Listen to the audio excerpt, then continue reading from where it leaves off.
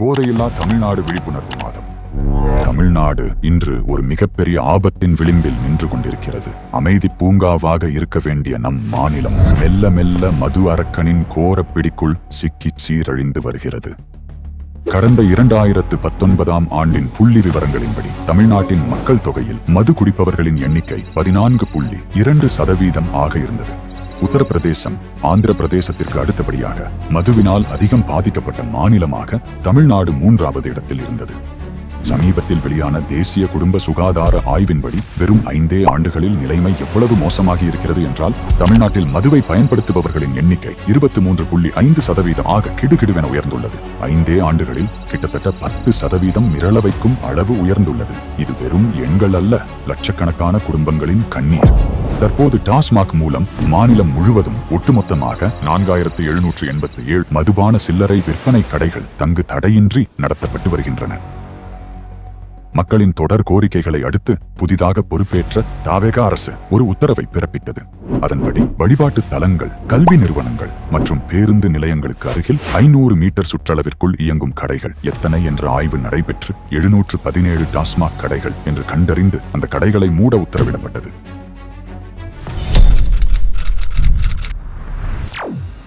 சென்னையில் சில பகுதிகளில் நாம் நடத்திய நேரடி கள ஆய்வில் அதிர்ச்சியூட்டும் உண்மைகள் வெளிவந்துள்ளன.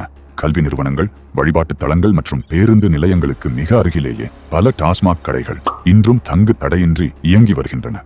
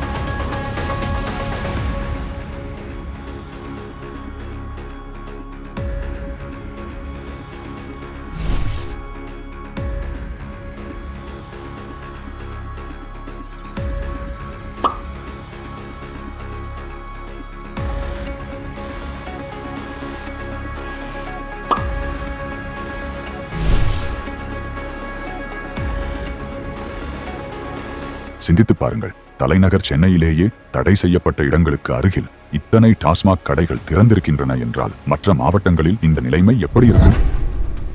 உங்கள் மாவட்டத்திலும் தடை செய்யப்பட்ட பகுதிகளில் இயங்கும் டாஸ்மாக் கடைகள் இருந்தால் அதை நீங்களாகவோ அல்லது நமது வீதி லீடர்ஸ் தலைவர்களுக்கு தெரியப்படுத்தியோ இது குறித்து கலெக்டரிடம் மனுவாக கொடுக்கவும். நம் எதிர்கால சந்ததியினரை சீரழிக்கும் பேராபத்தான மதுவானது நம் வீடுகளையும் சமூக அமைதியையும் முற்றிலுமாக அழித்துவிடும். இந்த அவல நிலைக்கு எதிராக நாம் விழித்துக் கொள்ள வேண்டிய தருணம் இது. மது அரக்கனை ஒழிக்க ஒன்றிணைவோம். நம் தமிழ்நாட்டை காப்போம். மாறுவோம், மாற்றுவோம்.